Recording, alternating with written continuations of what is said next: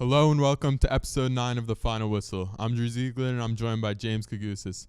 We're both Giants fans, and with the disappointing season, we decided to make this a special edition of the series, as it will be a short episode all about the future of the New York Football Giants.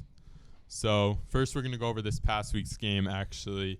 In Week 11, Giants improved to 3-8 somehow. They beat the Commanders 31-19 behind, who would have thought, Tommy DeVito, 250 yards and 3 touchdowns. Yeah, it was a great game. Defense forced 6 turnovers. Offense actually moved the ball, and DeVito was able to throw the ball.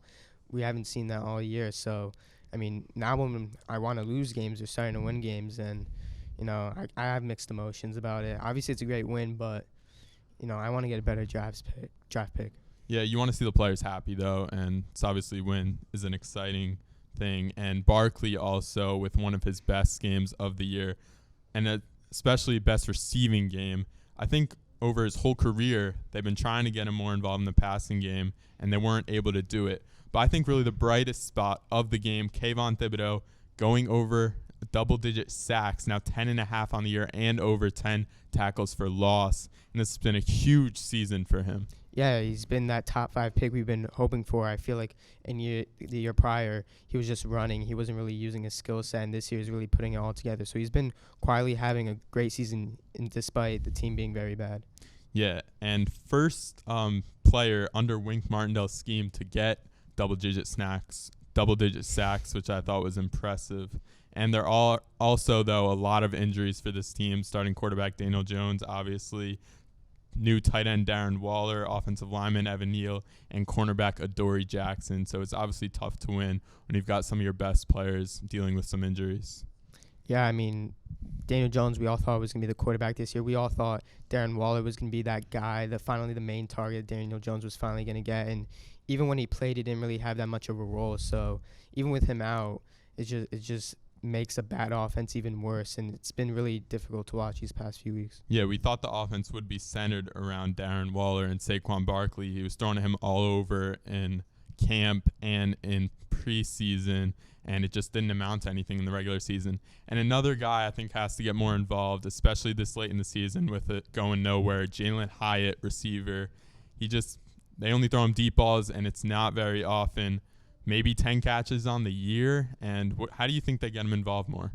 I mean, obviously you got to throw him the ball. When they do throw him the ball, we've seen multiple times where he comes down with the catch, but I think if he doesn't run fly routes and he runs, short mid-distance routes, actually throws in the ball, I think he could be a dangerous player. But I mean, with Tommy DeVito, you don't really know how accurate the ball is going to be, so it's just tough for Hyatt to get involved.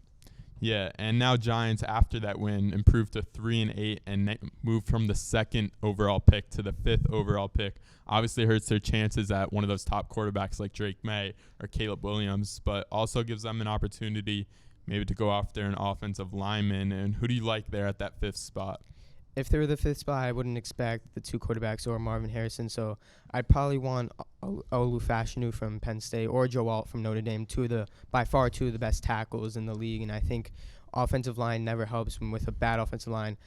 They gave up at least 8 sacks on Sunday, which is unbelievable, especially in a win. But I think the tackles, Evan Neal isn't getting it done. I think you have to move him to a guard position and put either Fashanu or Alt to right tackle. Yeah, you'd got to believe the top 3 picks are going to be the 2 QBs and Marvin Harrison at receiver. So it's a question what the 4 and 5 will be. And only time will tell when we see in April how that goes. And now remaining opponents, Giants still have a tough schedule. Obviously coming into the year, one of the toughest schedules in the league. 2 against the Philadelphia Eagles, division rival. Obviously got to think those are both losses. And Saints, Rams, Packers, Patriots could squeak out a couple of wins maybe if they play like they did against Washington.